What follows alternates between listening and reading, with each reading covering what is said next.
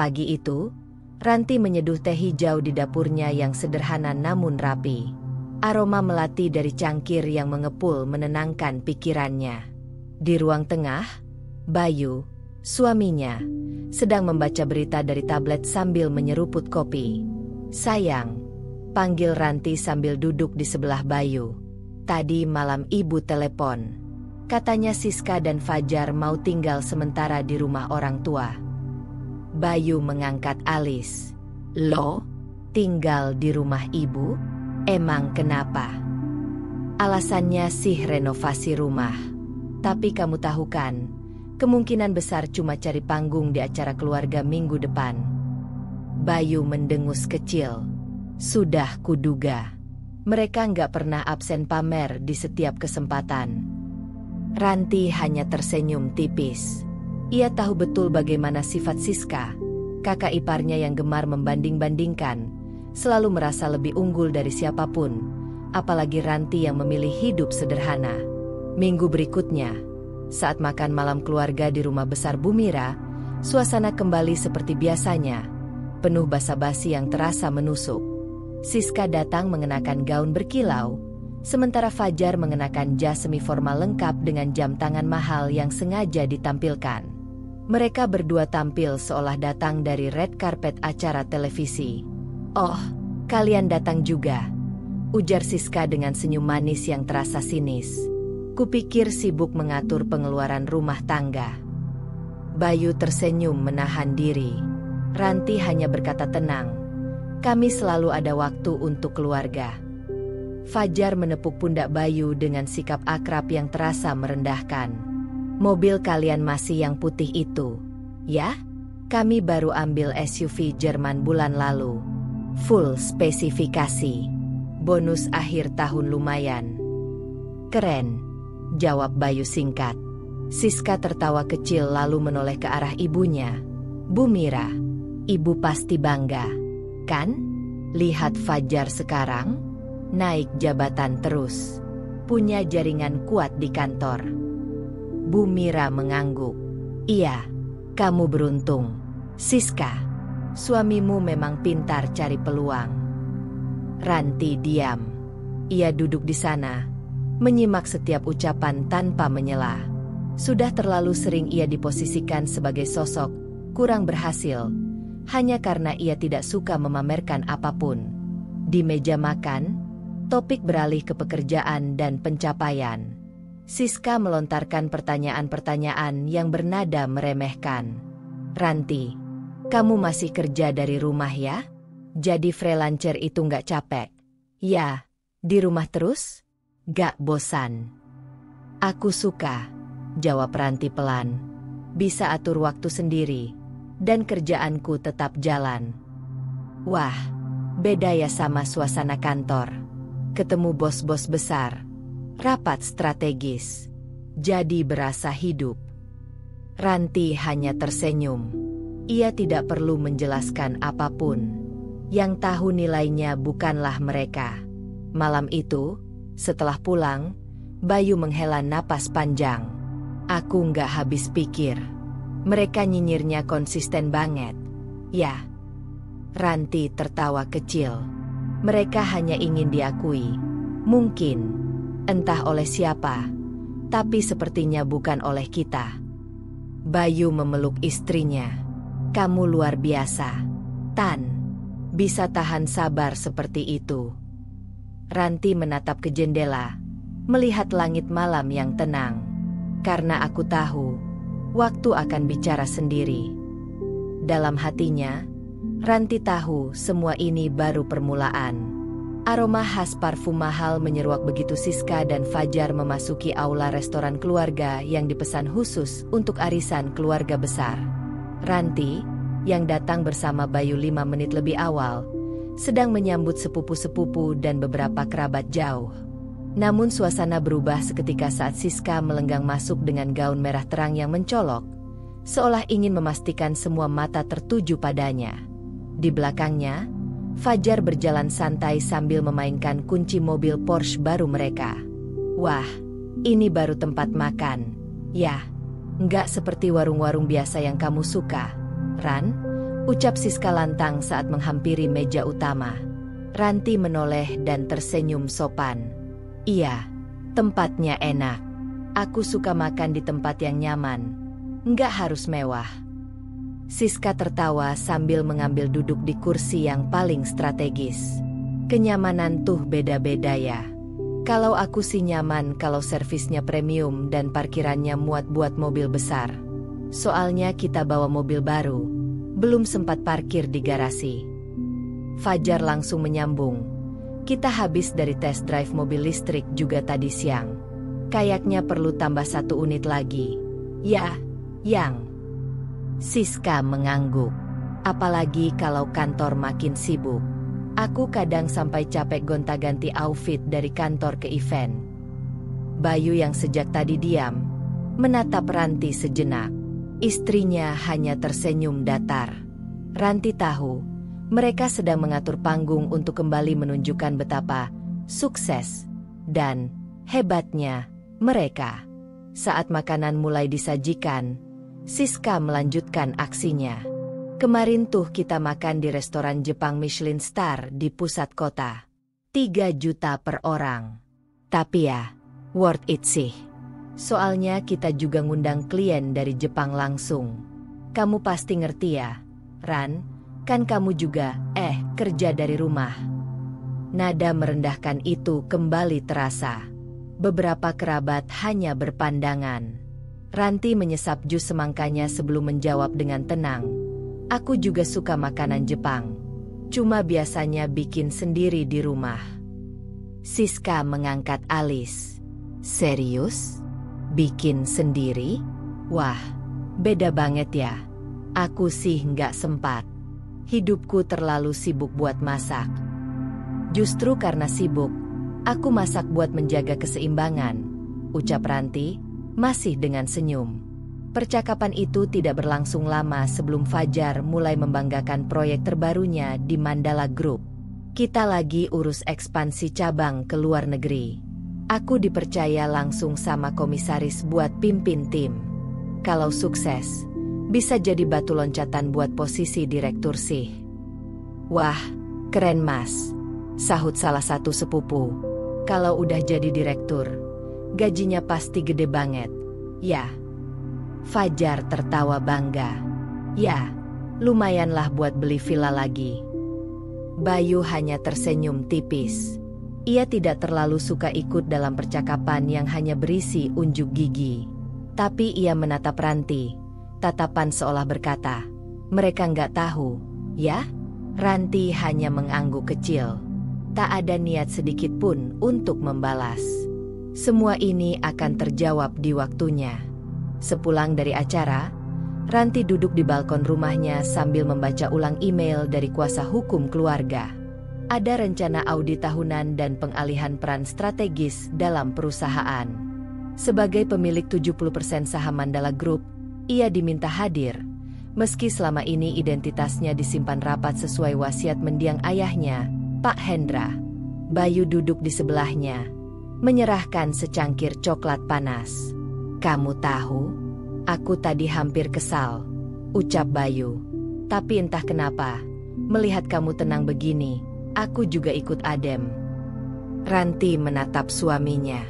Kesombongan itu nggak perlu dilawan dengan amarah. Cukup diam, biar kenyataan yang bicara. Bayu mengangguk. Kalau suatu hari nanti mereka tahu siapa kamu sebenarnya, kamu siap? Ranti tersenyum.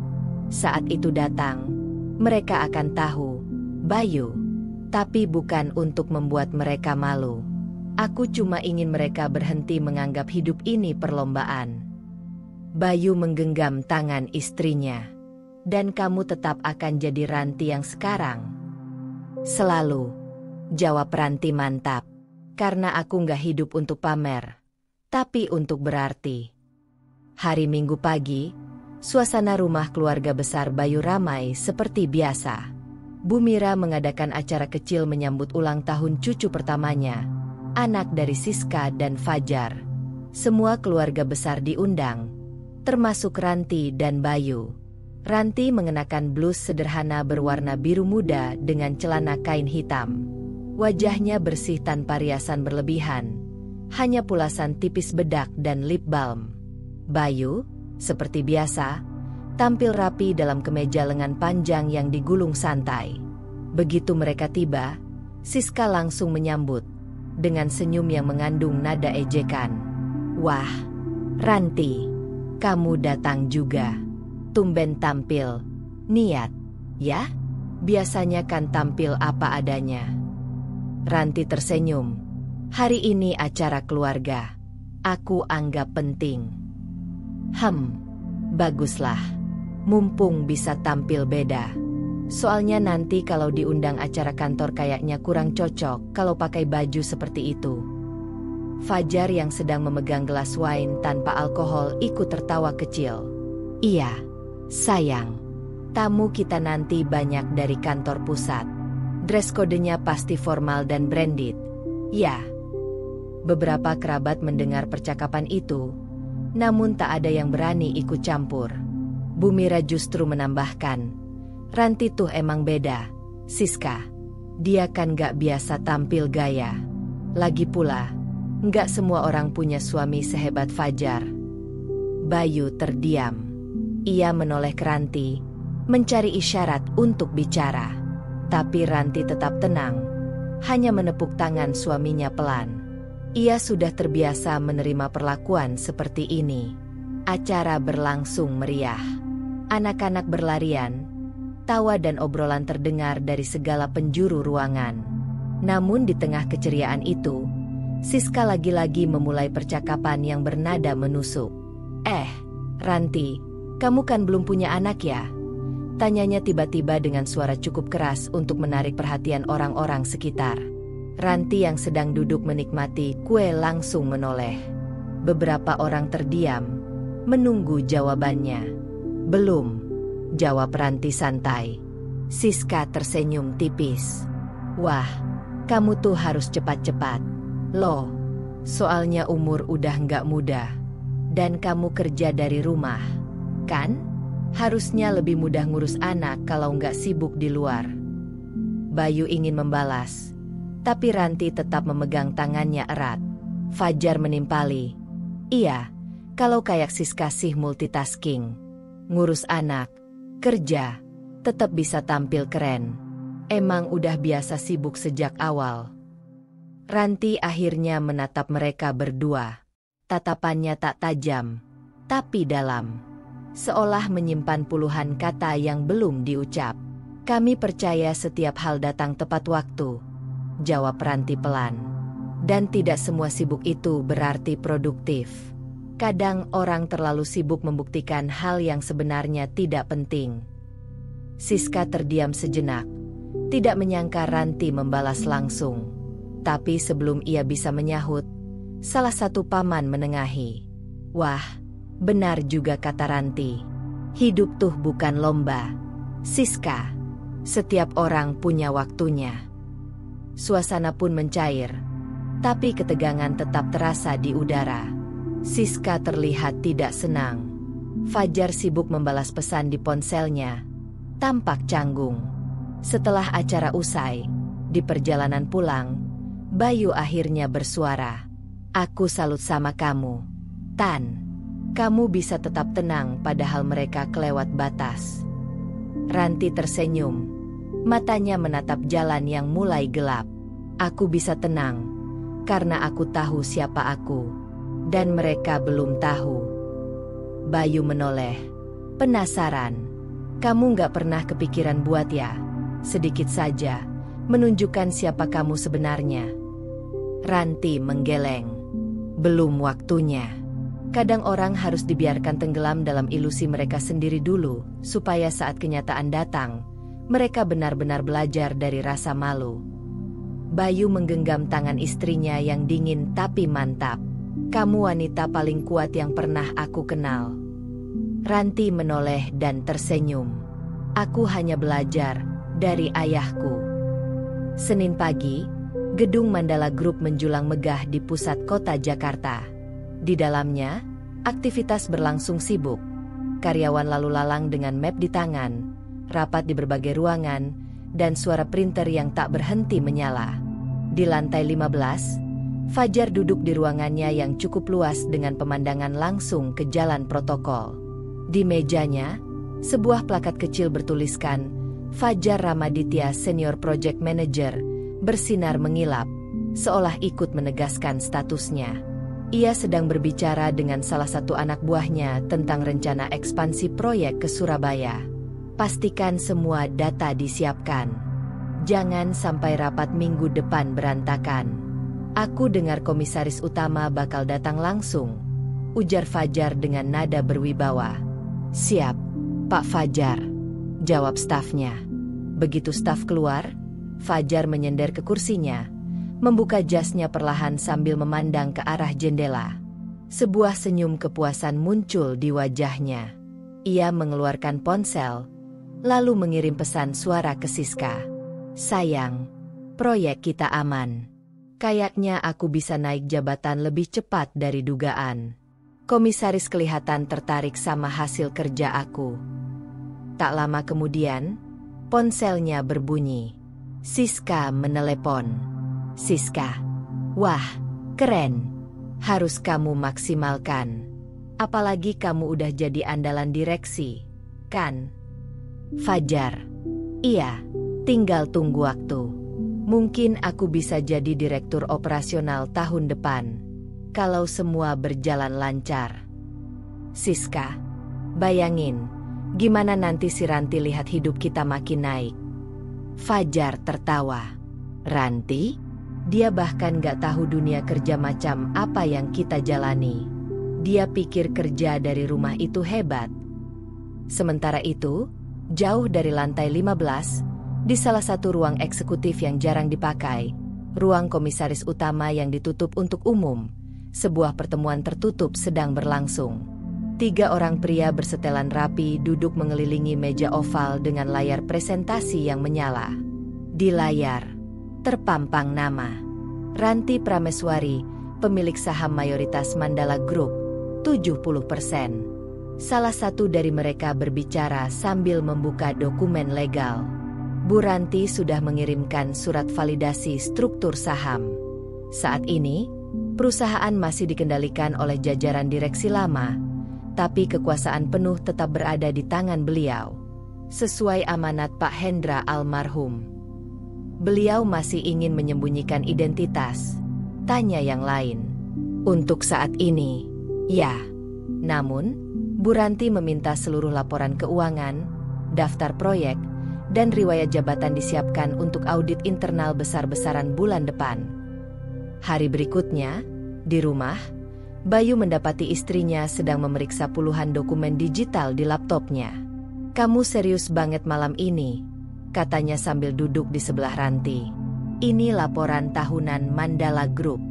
Banyak bagian yang janggal. Beberapa proyek yang dikerjakan Fajar terlalu besar untuk manajer levelnya. Tapi tidak ada laporan lengkap. Bayu mengerutkan dahi. Kamu curiga ada penyalahgunaan dana? Bukan curiga. Aku tahu, jawab Ranti pelan. Lalu kenapa kamu nggak langsung bertindak? Ranti menutup laptopnya dan menatap suaminya dalam-dalam. Karena kalau aku bergerak sekarang, mereka akan anggap aku hanya membalas dendam. Tapi kalau aku bergerak saat mereka sedang di puncak rasa percaya diri, rasa jatuhnya akan mereka ingat seumur hidup. Bayu terdiam. Ia tahu Ranti bukan hanya sabar. Ia sedang menyusun catur. Satu langkah demi satu langkah. Dan setiap langkah itu akan mengubah segalanya. Beberapa hari kemudian, saat makan malam keluarga, Fajar dengan santai membanggakan proyeknya. Bos besar dari pusat akan datang. Katanya ingin meninjau progres proyek Mandala di Surabaya. Aku yang akan presentasi langsung di hadapan para pemegang saham. Siska menambahkan dengan bangga, kemarin Fajar dikasih jam tangan edisi terbatas dari kantor. Sebagai penghargaan atas kinerjanya. Aku bilang sih, itu pertanda dia calon direktur. Ranti mengangguk pelan, tanpa komentar. Bayu melirik istrinya yang tetap tenang sambil memotong steaknya. Tapi di balik sorot mata itu, Bayu tahu, badai besar sedang dikumpulkan dalam diam. Dan Fajar, yang sibuk bersorak, tak tahu bahwa panggung yang sedang ia banggakan adalah panggung yang sedang dibersihkan untuk perubahan. Ranti berdiri di depan sebuah rak buku tua di ruang kerja rumah peninggalan ayahnya, Pak Hendra. Tangannya menyusuri deretan buku bisnis dan manajemen lawas yang dulu sering dibaca sang ayah. Di balik salah satu buku, terselip sebuah map kulit hitam bertuliskan inisial HP. Ia menariknya keluar, lalu duduk perlahan di kursi kerja tua ayahnya yang masih berdenting halus setiap digerakkan. Di dalam map itu, terdapat surat wasiat asli yang disimpan secara pribadi, tertulis tangan dengan tanda tangan Pak Hendra di bawahnya. Seluruh saham dan kendali strategis Mandala Group, apabila terjadi sesuatu padaku, akan diwariskan penuh kepada anak kandungku, Ranti Prameswari. Alasanku jelas, ia memiliki visi yang paling tenang, pikiran paling jernih, dan tidak tergoda oleh ambisi semata. Tangan Ranti gemetar ringan, bukan karena gugup, tapi karena rindu. Rindu pada sosok ayahnya yang selalu tegas tapi penuh kasih, yang tak pernah membandingkannya dengan orang lain. Ayahnya yang tahu bahwa kekuatan sejati bukan pada suara keras, tapi pada keteguhan hati. Flashback 10 tahun lalu. Ranti, gadis lulusan luar negeri dengan predikat summa cum laude, baru kembali ke Indonesia. Pak Hendra menyambutnya dengan bangga. Mandala ini usahaku sejak usiamu 6 tahun. Tapi nanti, semua ini akan jadi tanggung jawabmu. Kenapa bukan om atau manajer senior? Yah, aku belum pengalaman. Pak Hendra tertawa. Justru karena kamu belum terkontaminasi ambisi mereka. Aku tidak butuh pewaris yang hanya mengejar laba. Aku butuh penerus yang bisa menjaga nilai. Ranti terdiam waktu itu. Ia merasa belum siap. Maka ia memilih menghilang dari sorotan perusahaan dan menjalani kehidupan normal bersama Bayu, yang ia kenal di masa kuliah.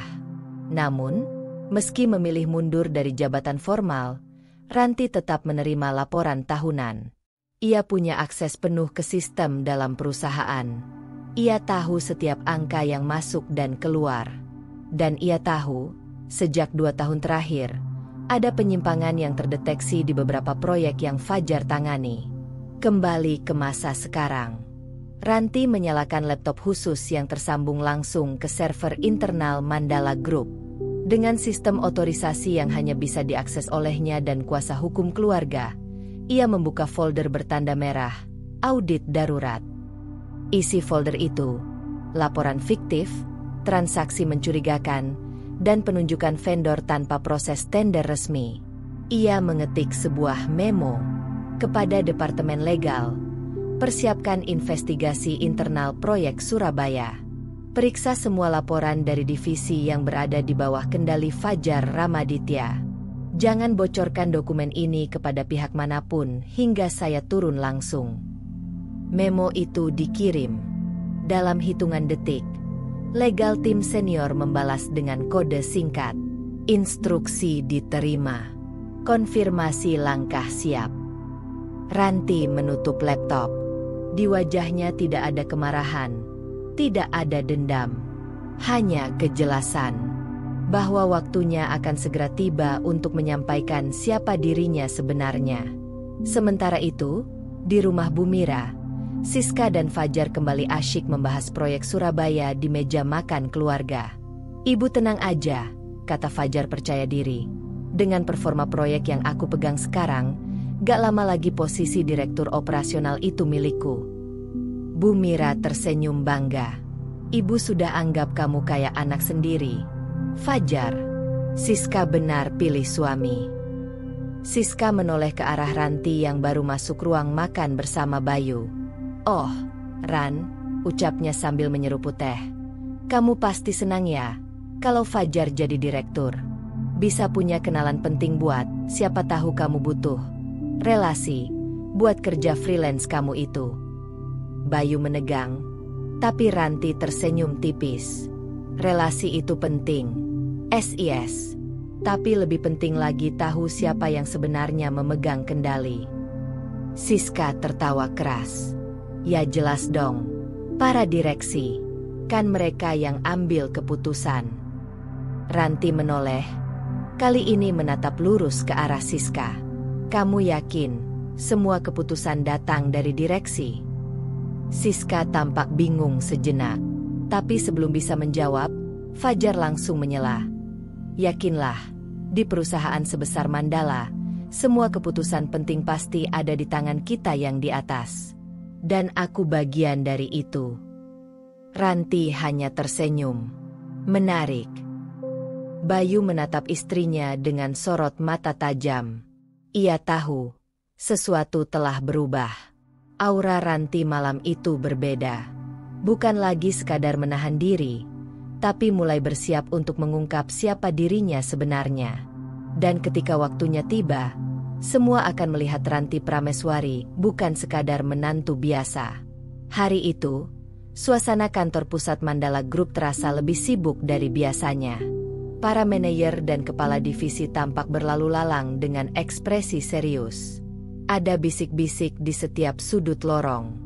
Email undangan rapat mendadak yang dikirim oleh sekretaris komisaris utama tadi pagi membuat semua jajaran eksekutif siaga. Fajar menatap layar monitornya dengan dahi berkerut. Rapat direksi dan komisaris khusus dihadiri oleh pemegang saham mayoritas. Tempat, ruang rapat utama lantai 21. Waktu, pukul 14 WIB. Dress code, formal. Ia mengusap dagunya. Pemegang saham mayoritas? Bukannya itu sudah diwakilkan ke Dewan Komisaris? Gumamnya. Tak ada penjelasan lebih lanjut. Ia menoleh ke asistennya.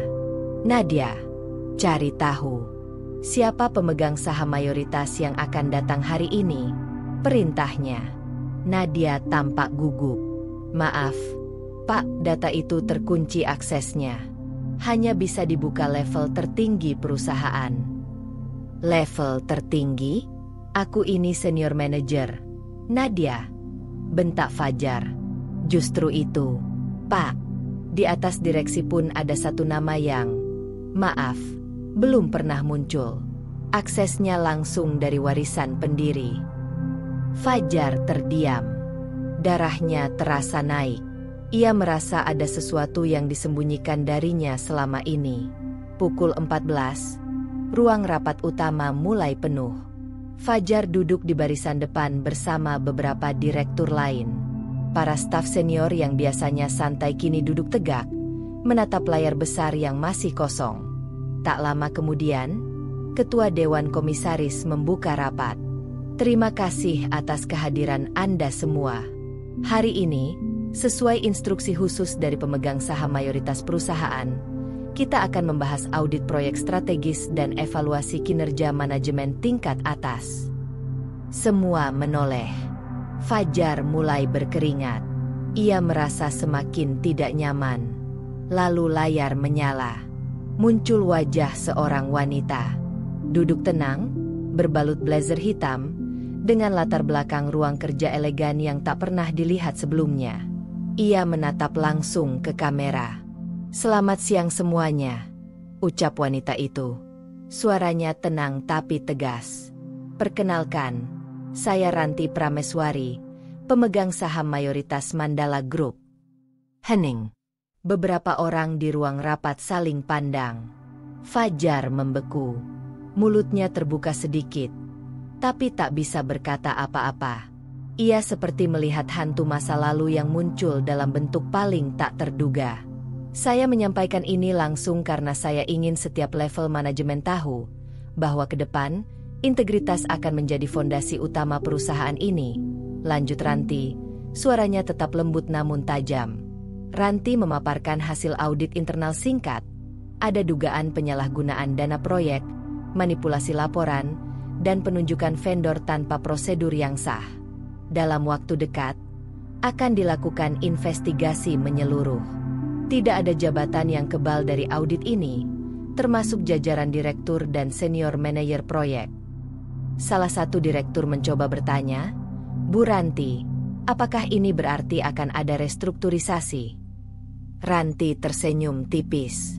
Restrukturisasi akan terjadi, tapi tidak berdasarkan kedekatan, melainkan berdasarkan hasil.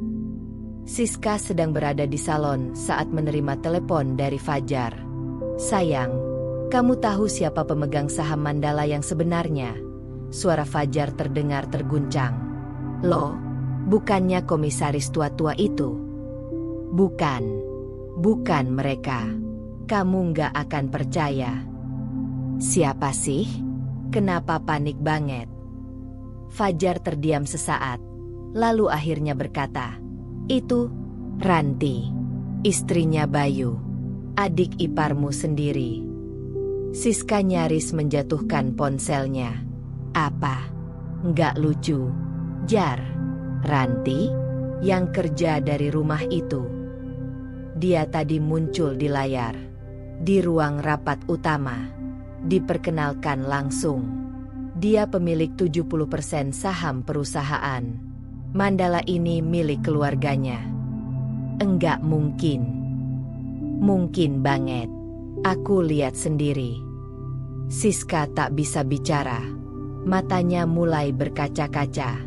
Selama ini, semua omongan, sindiran, dan pameran gaya hidup mewah semua diarahkan ke perempuan yang ternyata punya kuasa lebih besar dari siapapun di perusahaan itu. Sore itu, Ranti menutup laptopnya dengan tenang. Di sampingnya, Bayu duduk membaca koran. "Sudah kamu sampaikan?" tanya Bayu. "Sudah. Separuh jalan," jawab Ranti. "Bagaimana reaksi mereka?" Diam. Kaget. "Tapi belum semuanya selesai. Masih ada bagian yang harus aku bereskan." Bayu memegang tangan istrinya, menatapnya penuh rasa bangga. "Kamu luar biasa." Ranti menghela napas pelan. "Aku hanya menuntaskan apa yang papa mulai." Dan angin sore pun berhembus pelan di balkon rumah mereka. Tapi di luar sana, badai sesungguhnya baru saja dimulai. Akhir pekan itu, keluarga besar Bayu berkumpul di rumah Bu Mira untuk perayaan ulang tahun ke-65 beliau. Semua anak dan menantu hadir. Meja makan penuh makanan khas rumahan, opor ayam, rendang, sayur lodeh, dan kue ulang tahun besar bertuliskan, "Selamat ulang tahun, Ibu Mira tercinta." Siska tampil mencolok. Gaun merah menyala dengan logo LV besar di dadanya, tas Hermes di tangan, dan riasan lengkap seperti hendak pergi ke pesta sosialita. Fajar tampak tak kalah gagah, mengenakan jas semi formal dan jam tangan mewah yang baru dibelinya bulan lalu. "Kami datang dari brunch di Hotel Bintang 5, ujar Siska, sambil menyerahkan kado besar kepada Bu Mira. "Tadi pagi breakfast di JW Marriott. Nanti malam mau fine dining di SKY. Biar ibu nggak lupa kalau anakmu ini punya standar tinggi." Bu Mira tertawa senang. "Wah, mantap. Itu baru gaya keluarga sukses." Sementara itu, Ranti dan Bayu datang membawa 2 buah kotak kecil berisi kue tradisional dan selendang batik tulis untuk hadiah. Mereka duduk tenang, disambut seperlunya. Ranti mengenakan blus putih sederhana dan rok panjang pastel. Bayu memakai kemeja polos dan celana bahan. Siska langsung melirik tajam ke arah mereka. "Wah, Ran, aku kira kamu udah nggak sempat datang. Sibuk ya? Kerja dari rumah? Atau dari kafe?" Bayu membuka mulut, tapi ditahan Ranti dengan sentuhan pelan di tangannya. Ranti tersenyum ramah. "Kami memang sengaja datang agak siang, supaya suasananya sudah hangat." Fajar ikut menyambar. "Ranti memang selalu hangat. Nggak terlalu suka ambisi. Beda ya, sama orang-orang yang sibuk ngejar karir." Siska tertawa. "Iyalah, mending kayak aku sama Fajar. Maju terus, bukan jadi penonton." Tiba-tiba suasana makan siang menjadi canggung. Bayu menoleh ke istrinya. "Apa kita perlu menjelaskan sesuatu?" Ranti menatapnya lembut. lalu menggeleng. Belum saatnya. Fajar melanjutkan dengan santai, seolah-olah mengajar seminar bisnis. Masalahnya di orang-orang yang nyaman di zona nyaman. Mereka pikir rendah hati itu keren, padahal cuma alasan buat nutupin kegagalan. Siska mengangguk sambil mengunyah. Benar. Makanya, kami bakal pastikan kalau generasi berikutnya dalam keluarga ini punya standar hidup tinggi. Kita butuh contoh yang bisa dibanggakan. Ia melirik tajam ke arah Ranti, lalu dengan suara cukup keras menambahkan. Bukan yang diam-diam ngikut doang, hidup di balik bayang-bayang suami. Bu Mira tertawa tipis, meski beberapa saudara terlihat risih. Ranti meletakkan sendoknya perlahan. Tatapannya tidak lagi lembut, tenang, tapi dingin. Apa maksudmu, SIS? Siska tersenyum sinis. Yah, kamu tahu sendiri. Kamu nggak kerja di kantor, nggak punya jabatan. Gaya hidupmu sederhana banget, tapi kamu sok misterius. Kita semua ini realistis aja. Dunia itu milik orang yang berani ambil posisi. Ranti mengangguk pelan. Menarik pendapatmu. Tapi kamu yakin kamu tahu siapa yang benar-benar punya posisi? Siska tertawa keras. Oh ayolah, Ranti. Jangan tiba-tiba ngomong filosofis kayak motivator Instagram. Kamu siapa sih? Ranti berdiri. Suasana jadi hening. Siska, kamu suka pamer, suka menyindir, dan kamu pikir dunia akan tunduk pada gaya bicaramu. Tapi kamu lupa satu hal. Apa itu? Sahut Siska, setengah mengejek. Aku bukan siapa-siapa di mata orang yang menilai dari luar. Tapi di perusahaan tempat suamimu bekerja dan kamu banggakan itu, aku adalah pemegang saham utama. Aku pemiliknya. Siska membeku. Semua mata di ruangan menoleh ke arah Ranti. Apa? Seru Bu Mira, nyaris menjatuhkan sendok. Fajar ikut berdiri. Itu gak mungkin. Itu bohong.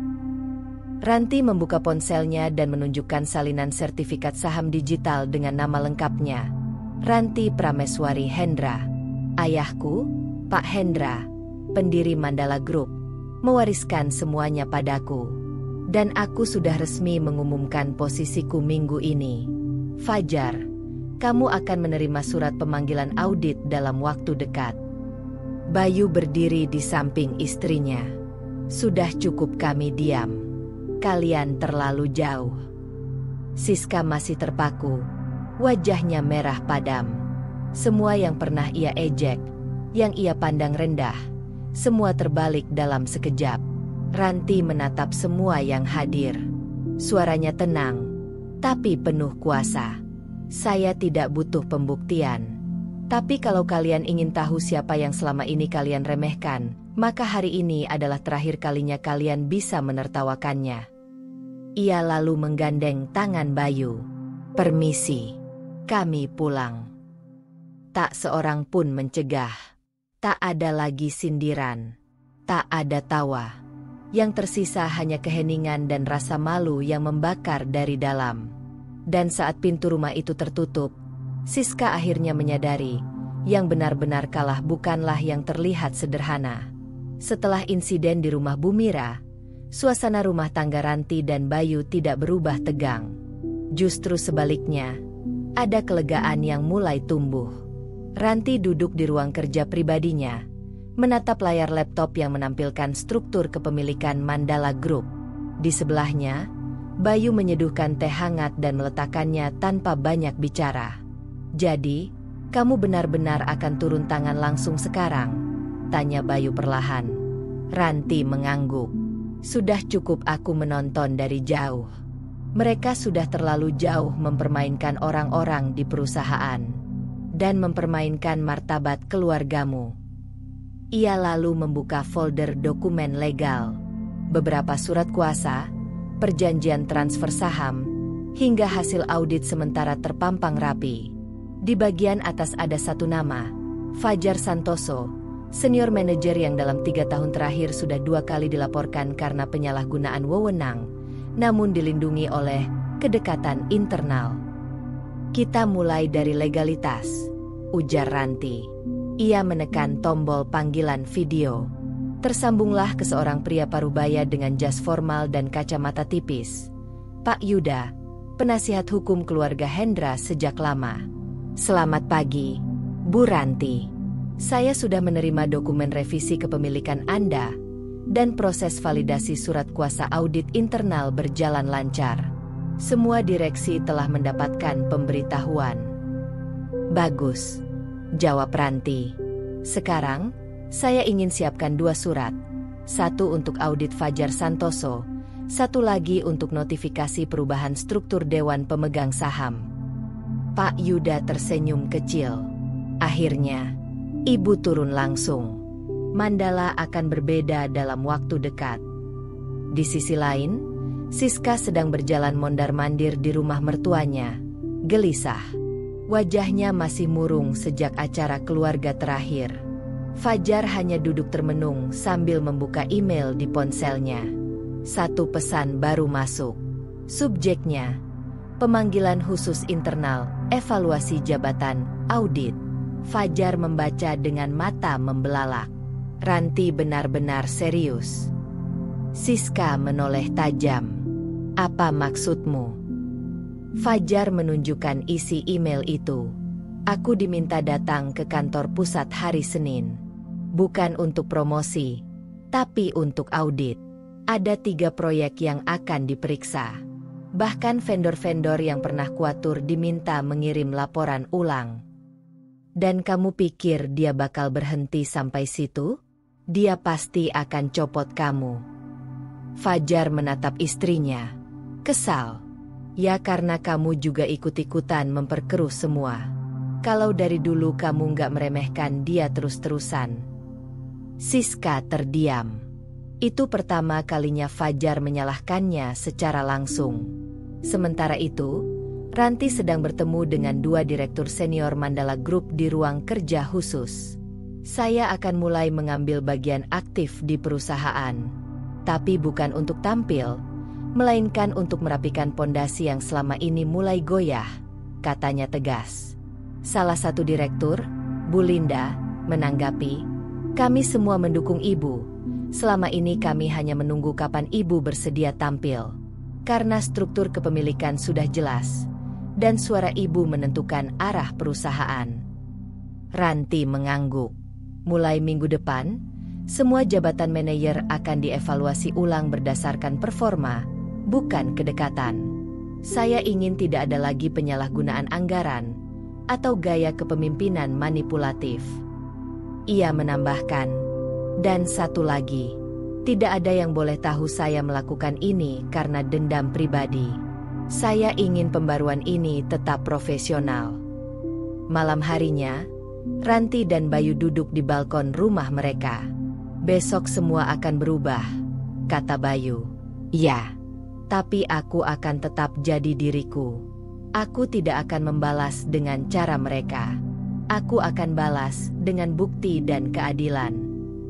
Bayu tersenyum. Itu kenapa aku mencintaimu. Ranti menggenggam tangan suaminya erat. Dulu aku takut kalau aku menunjukkan siapa aku sebenarnya. Dunia akan memaksaku jadi orang lain.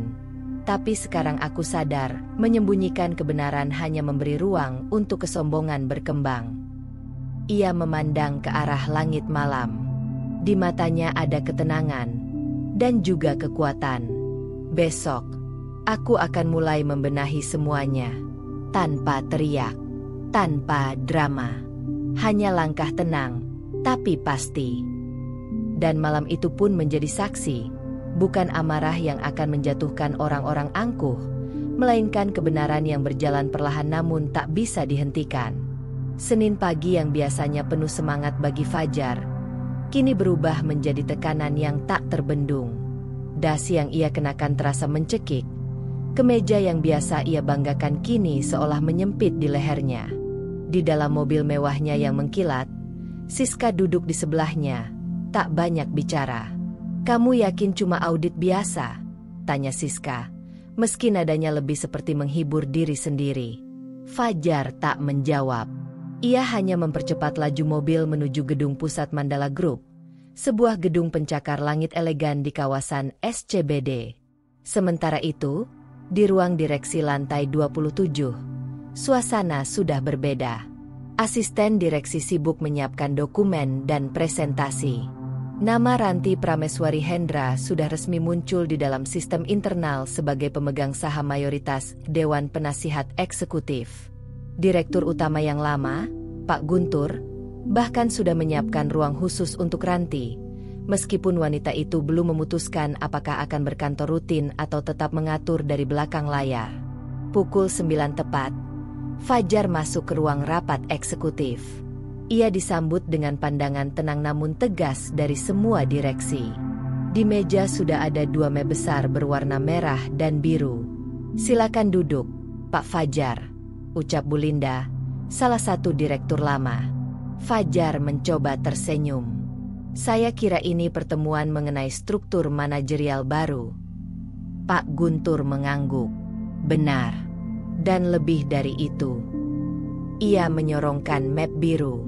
"Ini laporan hasil kerja Anda selama 3 tahun terakhir. Dan ini," lanjutnya sambil menunjuk map merah, "adalah hasil audit sementara yang kami kumpulkan atas permintaan langsung pemilik perusahaan." Fajar mulai merasa tenggorokannya kering. Permintaan langsung. Pintu ruang rapat terbuka. Masuklah Ranti, mengenakan blazer krem lembut, rambutnya disanggul rapi, wajahnya kalem seperti biasa. Tapi kali ini semua mata menyadari sesuatu. Dialah pusat perhatian. Dialah pusat kekuasaan. "Selamat pagi, semua," ucap Ranti sambil duduk di ujung meja. "Saya minta waktu 15 menit untuk menyampaikan kebijakan restrukturisasi manajerial." Fajar tak bisa menyembunyikan keterkejutannya. "Kamu maksudku, Bu Ranti, Anda hadir?" Ranti menatapnya langsung. "Tentu, karena semua kebijakan yang akan berubah hari ini berasal dari saya." Bu Linda menggeser laptop dan menampilkan presentasi. Agenda restrukturisasi manajerial Mandala Group, evaluasi kinerja Fajar Santoso, penempatan ulang jabatan, pemantauan etika dan proyek terkait. Sebentar. Fajar berdiri. "Saya rasa ini tidak adil. Saya belum diberi kesempatan untuk menjelaskan semua kebijakan saya selama ini." Ranti tetap tenang. "Bukan tidak adil, Pak Fajar. Ini audit, bukan pengadilan. Data yang berbicara, bukan opini." Ia membuka lembaran pertama. Proyek Mitra Asli 2022 marku pengadaan sebesar 35%, vendor milik sepupu istri Anda. Fajar kaget. "Itu prosedural. Semua melalui persetujuan." Bu Linda menjawab, "Dan persetujuan itu dilakukan oleh tim yang Anda bentuk sendiri." Pak Guntur menambahkan, "Kita tidak bicara tentang kriminal, Pak Fajar. Kita bicara integritas. Dan sebagai pemilik mayoritas, Bu Ranti berhak memutuskan langkah selanjutnya." Ranti menutup berkas. "Saya tidak akan memecat Anda. Tapi saya tidak bisa mempertahankan Anda di posisi manajerial saat ini. Anda akan dipindahkan ke divisi riset dan pengembangan, posisi non-eksekutif, tanpa otoritas anggaran." Fajar membeku. "Ini hukuman." "Bukan," jawab Ranti. "Ini penempatan. Hukuman itu kalau saya laporkan semua ini ke publik. Tapi saya tidak tertarik mempermalukan Anda. Saya hanya ingin keadilan berjalan." Siang harinya, kabar tentang restrukturisasi menyebar di internal kantor. Fajar terlihat keluar dari ruang rapat dengan wajah lesu, tanpa sepatah kata. Beberapa staf yang dulu tunduk padanya kini hanya menatap datar. Di sisi lain, Siska menerima telepon dari suaminya. "Sudah," katanya pendek. Siska diam di ujung telepon. Kita kehilangan semua. Fajar tak menjawab. Sore hari, Ranti dan Bayu duduk di restoran kecil, menikmati kopi. Bayu menatap istrinya dengan bangga. Aku nggak tahu kamu bisa sekuat dan setegas itu. Ranti tersenyum. Aku tidak balas dendam, Bayu. Aku hanya menempatkan semua pada tempatnya. Dan kamu melakukannya tanpa meninggikan suara. Ranti mengangguk. Karena kekuasaan yang sesungguhnya tidak perlu berteriak untuk didengar. Hari itu, suasana kantor pusat Mandala Group begitu berbeda. Para manajer dan staf berkumpul di aula besar untuk acara tahunan yang biasa disebut Mandala Leaders Briefing, forum resmi tahunan untuk mengumumkan arah perusahaan ke depan. Namun tahun ini, undangan yang tersebar mencantumkan satu nama tak biasa sebagai pembicara utama. Ranti P. Hendra, Dewan Penasihat Eksekutif, Mandala Group. Beberapa staf senior bertanya-tanya, Ranti? Siapa dia? Nama itu belum pernah muncul sebelumnya dalam forum-forum publik perusahaan. Fajar duduk di barisan ketiga dari depan. Wajahnya kusut. Posisi barunya sebagai manajer riset nonaktif tak menyisakan banyak kebanggaan. Di sebelahnya, beberapa kolega mulai membicarakan status barunya dengan lirih. Tak ada lagi sanjungan. Tak ada lagi sorotan istimewa. Tiba-tiba, lampu aula meredup. Musik pengantar bergema.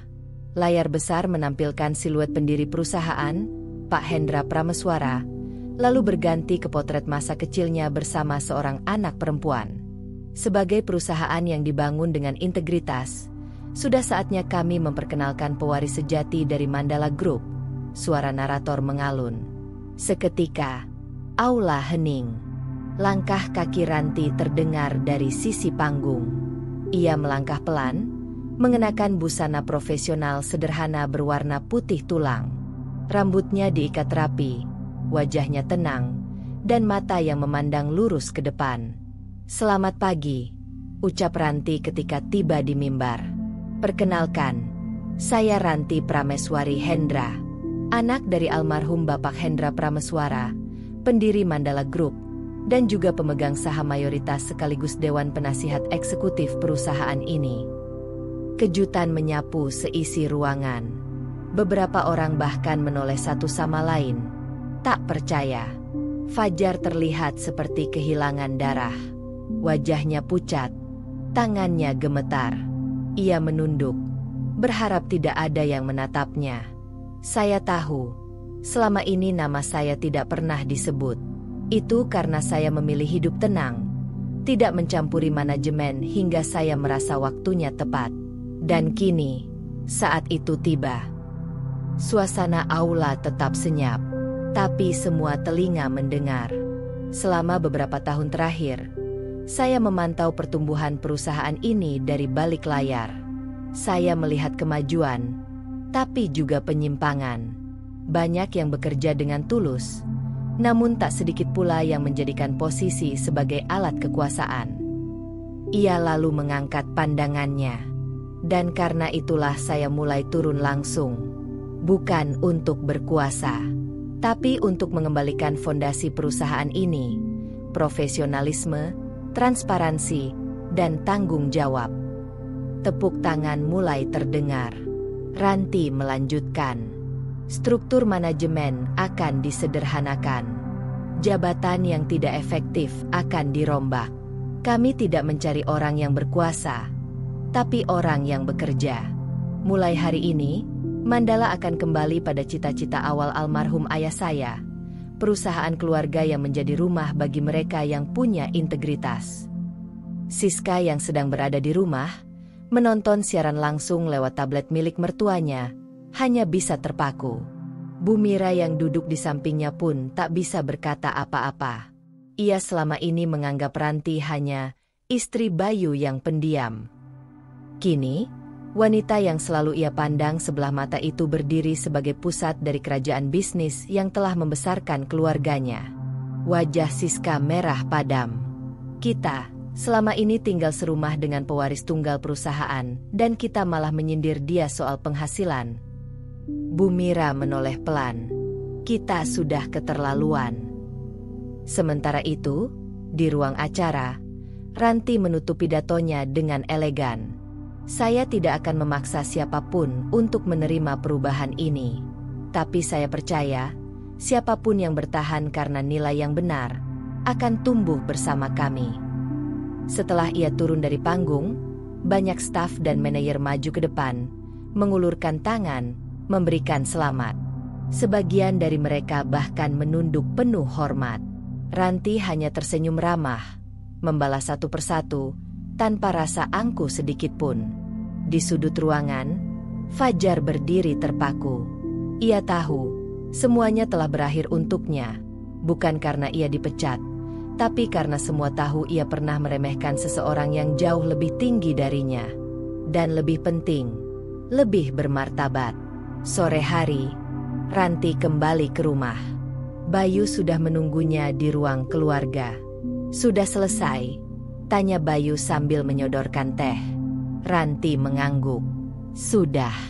Dan semua orang tahu sekarang." Bayu menatap istrinya penuh kekaguman. "Tapi kamu tetap kamu. Itu yang paling menenangkan." Ranti duduk, menghela napas pelan. "Aku hanya ingin mereka tahu bahwa kekuatan tidak selalu perlu dipamerkan. Kadang, kekuatan terbesar justru ada dalam diam yang bermakna." Setelah hari pengumuman itu, perubahan di tubuh Mandala Group mulai terasa nyata. Banyak pegawai senior yang tadinya bersikap eksklusif, kini mulai bekerja lebih profesional.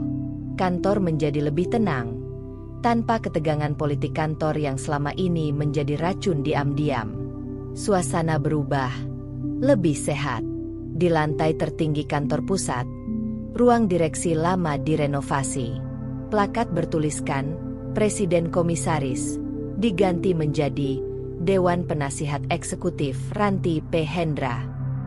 Meski ia tetap memilih tidak hadir setiap hari, semua keputusan strategis kini harus mendapat lampu hijau darinya. Ranti tidak mengubah banyak wajah dalam jajaran direksi, tapi ia membuat satu kebijakan besar: audit terbuka untuk seluruh proyek selama 5 tahun ke belakang. Itu termasuk proyek-proyek yang dulu ditangani oleh Fajar. Fajar kini bekerja di lantai bawah, di ruang kecil bersama 3 staf magang dan 1 analis junior. Dulu, ia punya ruang kerja luas dengan jendela menghadap kota. Kini, satu-satunya pemandangan yang ia lihat dari mejanya adalah tembok lift. Hari itu, ia menerima email internal dengan lampiran, hasil audit final proyek Mitra Asli dan Indotech Infrastruktur. Nama Fajar tertera di sana sebagai penanggung jawab utama, dengan rekomendasi sanksi dari Departemen Hukum Internal. Tak ada pemecatan, tapi ada nota pemotongan bonus selama 2 tahun, serta pengawasan ketat terhadap aktivitas internalnya. Posisinya aman, untuk sementara, namun pengaruhnya hilang total. Saat rapat divisi kecil diadakan, rekan-rekan yang dulu selalu menyanjungnya kini bersikap datar, profesional, dan jaga jarak. Fajar duduk membisu. Di sisi lain, Ranti justru semakin dihormati oleh para senior. Bu Linda dan Pak Guntur, 2 direktur senior, mulai rutin berdiskusi dengannya mengenai pembaharuan bisnis, investasi teknologi baru, serta kolaborasi dengan perusahaan internasional. "Bu Ranti, izinkan saya bicara jujur," ucap Pak Guntur suatu pagi saat mereka meeting. Ranti mengangguk. "Saya kira saat Anda muncul, Anda akan mengubah segalanya secara keras. Tapi ternyata, Anda membangun dengan elegan." Ranti tersenyum tipis. "Karena ini bukan soal membalas. Ini soal menata ulang. Apapun yang diwariskan ayah saya, harus saya jaga dengan cara yang mencerminkan nilai beliau. Dan itu sudah Ibu lakukan." Suatu malam, Ranti dan Bayu duduk di balkon rumah mereka. Jakarta yang gemerlap terlihat indah di kejauhan. Bayu menyeruput tehnya. "Hari ini aku baca laporan keuangan Mandala. Pertumbuhan laba kuartal ini melonjak tajam. Banyak investor yang optimis setelah tahu kamu turun tangan. Ranti mengangguk. Itu berkat tim. Aku hanya menggeser arah sedikit. Dan kamu melakukannya tanpa membuat satupun orang merasa dijatuhkan. Ranti menoleh. Kecuali satu orang. Fajar. Bayu menatap istrinya. Dia dijatuhkan oleh ulahnya sendiri. Ran, kamu hanya membuka tirai agar semua bisa melihat dengan jelas. Ranti menghela napas. Semoga dia belajar. Aku tak dendam. Tapi aku juga tak akan membiarkan orang merusak apa yang sudah ayahku bangun. Sementara itu, Siska mengalami tekanan sosial yang tidak ringan. Teman-teman arisannya yang dulu ia banggakan mulai menjauh. Mereka tahu bahwa selama ini Siska sering menyindir Ranti, yang kini terbukti jauh lebih tinggi kedudukannya. Di grup keluarga, Siska mulai jarang berkomentar. Ia tahu segala sindirannya tentang gaji Bayu dan rumah sederhana Ranti kini justru memalukan bagi dirinya sendiri. Pada suatu malam, ia menangis diam-diam. Untuk pertama kalinya, ia menyadari bahwa kesombongan dan hasrat bersaingnya telah menutup mata dan hatinya selama ini. Ranti tidak mencari pujian. Ia hanya ingin semua berjalan pada tempatnya. Namun yang paling mengejutkan adalah saat ia menerima surat dari seorang investor Jepang yang sudah lama bekerja sama dengan Mandala Group. Isi suratnya sederhana. Kami menghormati pendekatan kepemimpinan Anda. Anda membuktikan bahwa kekuasaan tidak harus merendahkan. Anda adalah alasan kami tetap percaya pada Mandala. Ranti membacanya pelan, lalu tersenyum. Ia tahu dirinya kini bukan hanya pewaris perusahaan, tapi juga pemegang tanggung jawab besar atas nilai-nilai yang diwariskan. Siska duduk sendiri di ruang tamu rumah mertua. Di tangannya, ia memegang ponsel dengan wajah kosong. Di layar, ada video viral dari acara tahunan Mandala Group, saat Ranti mengungkapkan dirinya sebagai pewaris tunggal perusahaan. Wajah Ranti yang tenang dan percaya diri kini sudah dikenal publik. Bukan lagi istri pendiam Bayu yang selalu ia remehkan. Setiap detik video itu terasa seperti cambuk bagi harga dirinya. Beberapa hari terakhir, telepon genggamnya jarang berdering. Grup arisan yang dulu selalu aktif kini sepi untuknya. Ia tak diundang lagi dalam acara kumpul sosial elit yang biasa ia banggakan. Teman-temannya, yang dulu selalu ia pameri dengan tas mewah dan foto liburan ke luar negeri, perlahan menjauh. Bahkan beberapa dari mereka terang-terangan mengomentari unggahan lamanya yang menyindir orang yang hidup sederhana tapi sok tahu. Komentar-komentar itu kini berubah jadi bumerang memalukan. Siska mencoba tersenyum saat ibu mertuanya, Bu Mira, datang dan duduk di sebelahnya. Tapi senyum itu kaku, penuh tekanan. Kamu nggak makan siang, SIS? Tanya Bu Mira. Siska menggeleng. Nggak selera, Bu. Bu Mira memandang menantunya dengan ekspresi yang berbeda dari biasanya. Bukan menghakimi, tapi seperti orang tua yang baru sadar telah berpihak pada orang yang salah. Aku juga kaget. Waktu tahu siapa Ranti sebenarnya, ucap Bu Mira pelan. Siska tidak menjawab. Matanya hanya menatap lantai. Tapi kamu tahu yang lebih mengejutkan? Dia nggak pernah sekalipun menyombongkan diri. Bahkan waktu kamu sindir, dia tetap senyum. Siska mengatupkan bibirnya. Ia ingat jelas setiap kalimat sindiran. Setiap kali ia membanggakan mobil barunya, pekerjaan Fajar, bahkan gaya hidup mereka. Semua ia lontarkan tanpa malu di depan Ranti. Kini, semuanya memantul ke dirinya sendiri sebagai cermin yang memalukan. Fajar sendiri tidak jauh berbeda. Di kantor, tidak ada lagi kolega yang menyapa hangat seperti dulu. Bahkan tim yang dulu ia bentuk sendiri kini tak lagi bersedia duduk bersamanya saat makan siang. Beberapa bahkan diam-diam menertawakannya. Bukan karena dia turun jabatan, Tapi karena dulu ia pernah sesumbar bahwa suatu hari ia akan menjadi direktur utama. Suatu pagi, ia masuk ke ruangan dan menemukan kertas di mejanya, surat peringatan etik internal. Isi surat itu jelas, evaluasi atas penggunaan dana proyek tanpa dokumentasi resmi, meskipun tidak terbukti sebagai penyalahgunaan berat. Fajar paham bahwa ini bukan sekadar peringatan. Ini adalah cara sistem perusahaan membekukan dirinya secara profesional. Ia merasa semakin kecil. Sementara itu, Ranti tetap menjalankan tugasnya dengan tenang. Ia menghadiri beberapa pertemuan dengan tim legal dan keuangan, memastikan audit berjalan adil dan transparan. Tapi di balik layar, ia juga memantau kabar dari keluarga, terutama tentang Siska. Bayu suatu malam bertanya padanya, "Kamu nggak kasihan lihat Siska sekarang?" Ranti menatap suaminya, lalu mengangguk. "Kasihan. Tapi bukan berarti aku harus kembali diam. Ini pelajaran untuk kita semua." Bayu menimpali, "Kamu tahu, dulu aku sempat kesal waktu kamu diam saja saat dihina.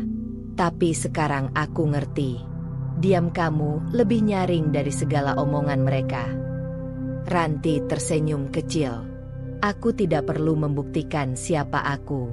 Cukup jadi diriku sendiri. Itu sudah cukup." Tak lama kemudian, Siska memberanikan diri datang ke rumah Ranti. Ia datang tanpa Fajar, tanpa riasan mencolok, hanya membawa sebuah kue dan mata yang berkaca-kaca. Ranti menyambutnya dengan sopan. Mereka duduk di ruang tamu berseberangan.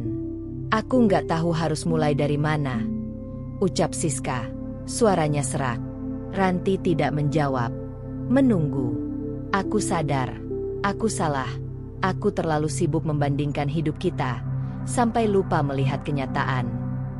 Ranti tetap tenang. "Aku tahu. Dan aku tidak pernah menyimpan dendam. Tapi mungkin kamu juga harus tahu, hidup bukan soal siapa yang lebih dulu pamer, tapi siapa yang lebih kuat saat diuji." Siska menunduk. Air matanya mulai menetes. "Aku cuma takut kehilangan semuanya." Ranti menatap kakak iparnya itu, lalu berkata pelan, "Kamu baru kehilangan wajah. Aku pernah kehilangan orang tuaku." Diam. Itu bukan kata-kata untuk menyakiti, tapi untuk menyadarkan. Siska menangis. Kali ini tidak lagi karena malu, tapi karena sadar ia telah meremehkan seseorang yang jauh lebih kuat dan sabar daripada dirinya sendiri. Hari itu menjadi titik balik. Bukan karena Ranti menghardik atau membalas, tapi karena keheningan dan kebaikannya menjadi cermin paling menyakitkan bagi orang-orang yang dulu sombong. Waktu berlalu. Setelah kejatuhan perlahan yang dialami Fajar dan Siska, suasana dalam keluarga besar pun ikut berubah. Ranti, meskipun kini memegang kendali atas perusahaan besar, tetap menjalani hidup dengan kesederhanaan dan sikap tenang seperti biasanya. Tidak ada pesta kemenangan, tidak ada euforia kekuasaan. Namun, sikap itu justru semakin membuat banyak orang segan dan hormat padanya. Di sisi lain, tekanan yang terus dirasakan Fajar di kantor mulai memuncak. Ia tidak lagi memiliki wewenang untuk menandatangani proyek. Bahkan beberapa emailnya diabaikan oleh rekan-rekan yang dulu ia anggap anak buah. Setiap minggu ia harus melapor kepada divisi kepatuhan, hal yang dulu ia anggap hanya untuk karyawan level bawah. Siska pun perlahan mulai menarik diri dari lingkaran sosialnya. Ia berhenti mengunggah foto-foto gaya hidup mewah, dan lebih sering menghabiskan waktu di rumah. Namun yang paling terasa menyakitkan baginya adalah perubahan sikap dari ibu mertuanya, Bu Mira. Dulu, wanita itu selalu membelanya, tetapi sekarang, ia justru sering memuji Ranti di hadapannya. "Ranti benar-benar bisa jaga martabat keluarga kita," ujar Bu Mira suatu sore, tanpa sadar menyakiti hati Siska lebih dalam lagi. Pada hari Sabtu pagi yang mendung, Fajar dan Siska memutuskan untuk datang ke rumah Ranti dan Bayu. Tanpa undangan, tanpa perantara. Bayu yang membuka pintu pertama kali terkejut, tapi tidak menunjukkan ekspresi berlebihan. Mas Fajar, Mbak Siska, silakan masuk. Ranti muncul dari ruang dalam, mengenakan gamis sederhana dan menyambut dengan senyum kecil. Ada apa datang pagi-pagi? Siska tampak kikuk. Fajar berdiri tegak, tapi wajahnya tegang. Kami datang untuk bicara baik-baik, kata Fajar. Mereka duduk di ruang tamu. Suasana sempat hening beberapa menit. Siska membuka percakapan. Ranti, aku minta maaf atas semua hal yang dulu aku ucapkan. Aku sadar, semua itu menyakitimu. Ranti hanya menatap, tidak buru-buru menjawab. Fajar menyambung, aku juga minta maaf. Aku sudah terlalu arogan, terlalu ambisius. Dan jujur, aku tidak pernah menyangka bahwa kamu adalah pewaris dari semua ini. Tapi lebih dari itu, aku tidak pernah melihat kamu sebagai seseorang yang layak dihormati. Dan aku salah besar. Kata-kata itu keluar dengan suara berat dan susah payah. Namun Ranti tetap duduk tenang. Ia tidak menunjukkan amarah, tapi juga tidak menunjukkan belas kasihan yang mudah. Terima kasih sudah datang, katanya akhirnya. Tapi aku harus jujur, aku tidak percaya bahwa ini sepenuhnya tulus. Fajar dan Siska saling pandang, terkejut. Aku bukan marah, bukan pula dendam. Tapi terlalu banyak luka kecil yang kalian tanam, terlalu sering kalian meremehkan bukan hanya aku, tapi juga Bayu, keluargaku, bahkan kehidupan sederhana yang aku pilih. Bayu duduk diam di samping Ranti, mendengarkan. Kalian minta maaf hari ini, tapi sejujurnya, aku rasa kalian datang bukan karena menyesal, tapi karena takut kehilangan segalanya. Lanjut Ranti. Nada suaranya tetap datar, tapi tegas. Siska mulai menangis. Aku tahu, mungkin kamu benar. Tapi tolong beri kami kesempatan untuk memperbaiki diri. Ranti menunduk sejenak, lalu menatap keduanya. Kesempatan memperbaiki diri itu bukan untukku. Itu untuk kalian sendiri. Aku tidak akan menghalangi, tapi aku juga tidak akan kembali menjadi orang yang kalian injak tanpa suara. Ia berdiri. Silakan jika kalian ingin membuktikan bahwa kalian berubah. Tapi jangan datang lagi untuk mencari pengampunan yang tidak kalian perjuangkan. Fajar dan Siska diam. Tidak ada argumen. Tidak ada pembelaan. Ranti mengangguk pada Bayu. Tolong antar mereka keluar. Setelah kepergian mereka, Bayu berkata, kamu keras sekali hari ini. Ranti menjawab pelan. Bukan keras, Yu, tapi adil. Maaf tanpa perubahan itu hanya alat untuk menghindar dari konsekuensi. Aku tidak benci mereka, tapi aku juga tidak bisa pura-pura lupa. Di hari yang sama, Fajar dan Siska pulang dalam diam.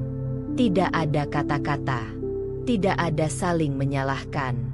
Di dalam mobil, hanya terdengar suara AC dan detak jarum jam dashboard. Untuk pertama kalinya, mereka benar-benar merasa kecil. Bukan karena kekayaan yang hilang, tapi karena harga diri yang patah oleh ketulusan orang yang selama ini mereka rendahkan. Dan kini, semua bergantung pada langkah mereka sendiri. 2 bulan telah berlalu sejak pertemuan terakhir Ranti dengan Fajar dan Siska.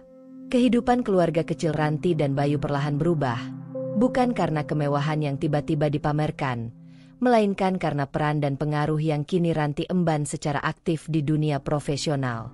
Ranti yang dulu lebih memilih berada di balik layar, kini perlahan mulai muncul ke permukaan. Di kantor pusat Mandala Group, seluruh staf mulai terbiasa melihat sosok perempuan anggun dan bersahaja itu memasuki ruang rapat. Meski tidak mengenakan barang mewah atau berbicara keras, kehadirannya selalu membawa ketenangan sekaligus wibawa. Rapat mingguan yang dulu dipimpin oleh para senior kini sering dipandu oleh Ranti sendiri. Ia tidak banyak bicara, namun setiap pernyataan yang keluar darinya tegas, terukur, dan menunjukkan pemahaman yang mendalam terhadap setiap divisi.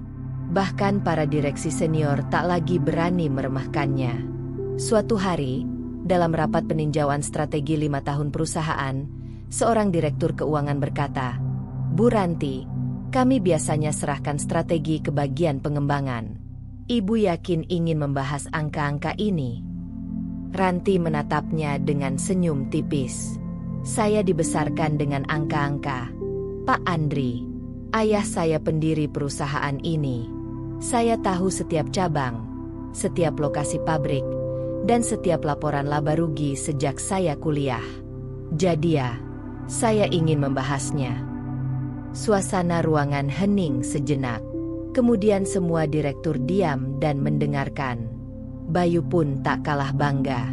Ia sering mendampingi Ranti dalam beberapa pertemuan sosial yang dulu dihindari mereka. Kali ini bukan sebagai pelengkap, tapi sebagai pasangan yang setara dan saling mendukung.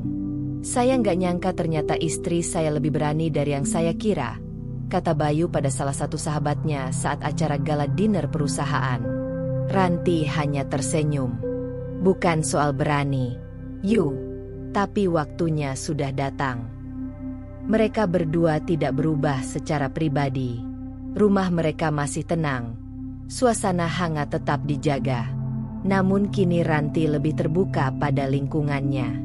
Ia mulai aktif dalam kegiatan sosial, memberikan beasiswa atas nama ayahnya, Pak Hendra, dan sering mengunjungi panti asuhan yang dulu didukung oleh keluarga mereka. Di sisi lain, Siska dan Fajar pun mencoba menjalani hidup mereka yang baru dengan penuh kehati-hatian. Fajar kini dipindahkan ke cabang luar kota sebagai kepala divisi operasional. Jabatan itu bukan turun drastis, tapi jelas bukan posisi strategis seperti sebelumnya. Siska mencoba memperbaiki citranya di lingkungan sosial. Ia mulai aktif di komunitas perempuan dan usaha kecil. Meski perlahan, namun usaha itu terlihat lebih tulus daripada sebelumnya. Bu Mira, yang sebelumnya berat sebelah, kini mulai sering datang ke rumah Ranti. Ia bahkan tak segan menyatakan secara langsung di depan keluarga besar saat acara ulang tahun cucunya, "Ranti bukan hanya istri Bayu, tapi tulang punggung keluarga ini." Ucapan itu mengejutkan semua orang, terutama Ranti. "Terima kasih, Bu. Saya cuma melakukan apa yang memang seharusnya," jawabnya dengan tenang. Ranti yang dulu dianggap tak punya arah, kini memegang kendali penuh terhadap arah masa depan perusahaan dan keluarganya. Ia tidak perlu menunjukkannya lewat kekayaan atau status sosial, karena sikap, integritas, dan keteguhannya sudah cukup menjadi bukti nyata. Ia bukan lagi bayangan dari Siska atau pelengkap hidup Bayu. Ia adalah sosok yang utuh, perempuan kuat yang tahu kapan harus diam, kapan harus bicara, dan kapan harus berdiri tegak. Malam itu, Ranti berdiri di balkon rumahnya. Bayu memeluknya dari belakang. "Capek?" tanyanya pelan. Ranti mengangguk, tapi puas. Bayu tersenyum. "Kamu tahu, dulu aku pikir kamu diam karena takut. Sekarang aku tahu, kamu diam karena kamu punya pilihan." Ranti menatap langit malam, lalu menjawab, "Dan sekarang, aku memilih untuk tidak lagi sembunyi." Hari itu matahari terbit dengan lembut, menandai babak baru dalam hidup Ranti dan Bayu. Sebuah rumah baru di pinggiran kota, bergaya minimalis dengan halaman luas dan suasana tenang, menjadi tempat tinggal mereka yang baru. Bukan rumah megah penuh pameran kekayaan, tapi rumah yang dibangun dengan rasa damai, hasil kerja keras, dan kebijaksanaan. Bayu mengangkat beberapa kardus ke ruang kerja, sementara Ranti duduk di teras, memandangi taman kecil yang baru ditanaminya dengan bunga melati, kesukaan almarhum ayahnya, Pak Hendra. Di tangannya, sebuah surat beramplop coklat tua. Surat yang sudah lama ingin ia tulis. Namun baru hari ini terasa waktunya tepat. Ia mulai menulis. "Untuk Ayah, Pak Hendra. Ayah, hari ini aku menulis dari rumah baruku bersama Bayu. Rumah yang sederhana, namun terasa penuh makna.